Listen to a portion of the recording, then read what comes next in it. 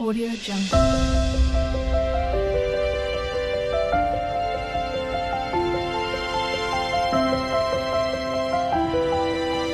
Audio Jungle. Hi ನಮಸ್ತೆ, ಎಲ್ಲರೂ ಹೇಗಿದ್ದೀರಾ? ಇವತ್ತಿನ ವಿಡಿಯೋದಲ್ಲಿ ಏನಂದ್ರೆ ಪದೇ ಪದೇ ಕನಸಲ್ಲಿ ಒಂದೇ ವ್ಯಕ್ತಿಯನ್ನ ನೋಡುವುದು ಅಂದ್ರೆ ಅದರರ್ಥ ಏನು ಅಂತ ತಿಳಿಯೋಣ. ಅಂದ್ರೆ ಒಂದೇ ವ್ಯಕ್ತಿಯು ಕನಸಲ್ಲಿ ಪದೇ ಪದೇ ಬರುವುದು ಅಂದ್ರೆ ಅದರರ್ಥ ಏನು ಅಂತ ತಿಳಿಯೋಣ. ನಮಗೆ ರಾತ್ರಿ ಬೀಳುವ ಕನಸು ಚಿತ್ರ ವಿಚಿತ್ರವಾಗಿಯೇ ಇರ್ತದೆ. ನಾವು ಕಲ್ಪಿಸಿಕೊಳ್ಳಲಾಗದ ವ್ಯಕ್ತಿಗಳನ್ನ ಕೂಡ ನಾವು ಕನಸಲ್ಲಿ ನೋಡ್ತೇವೆ. ಇನ್ನು ಒಂದೇ ವ್ಯಕ್ತಿ ಆಗಾಗ ಬರುವುದು ಕೂಡ ಇದೆ. ಇದ್ರ ಹಿಂದೆ ಅನೇಕ ಕಾರಣ ಇದೆ. ಅಂದ್ರೆ ಇದು ಖುಷಿಯ ಜೊತೆಗೆ ಕೆಲವೊಂದು ದುಃಖ ನಿರಾಸೆಗೆ ಕೂಡ ಈ ಕನಸು ಕಾರಣವಾಗುತ್ತೆ. ಹಾಗಾದ್ರೆ ಕನಸಲ್ಲಿ ಒಂದೇ ವ್ಯಕ್ತಿಯನ್ನ ಪದೇ ಪದೇ ನೋಡುವುದು ಅಂದ್ರೆ ಅದರರ್ಥ ಏನು ಅಂತ ತಿಳಿಯೋಣ. ಮೊದಲನೆಯದಾಗಿ ಆಪ್ತರ ಅಗಲುವಿಕೆಯ ಸೂಚನೆ. ನಿಮ್ಮ ಕನಸಲ್ಲಿ ಒಂದೇ ವ್ಯಕ್ತಿಯನ್ನ ನೀವು ಪದೇ ಪದೇ ನೋಡುತ್ತೀರಾ ಅಂದ್ರೆ ಇದು ನಿಮ್ಗೆ ಯಾರಾದ್ರೂ ಹತ್ತಿರದವರು ನಿಮ್ಮಿಂದ ದೂರವಾಗುತ್ತಾರೆ ಅಂತ ಅರ್ಥ.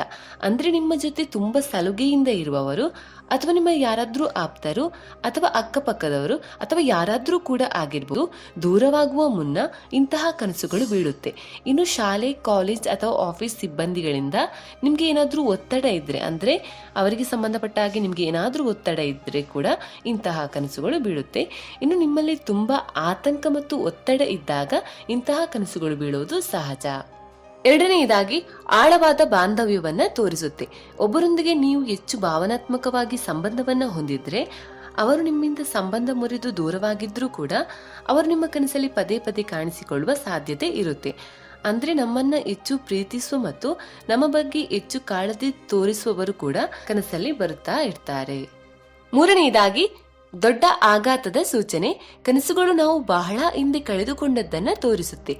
ಇವು ಇಂದಿನ ನೋವನ್ನ ಅಥವಾ ನಷ್ಟವನ್ನ ನಿವಾರಿಸಲು ಕೂಡ ಇಂತಹ ಕನಸುಗಳು ಬರಬಹುದು.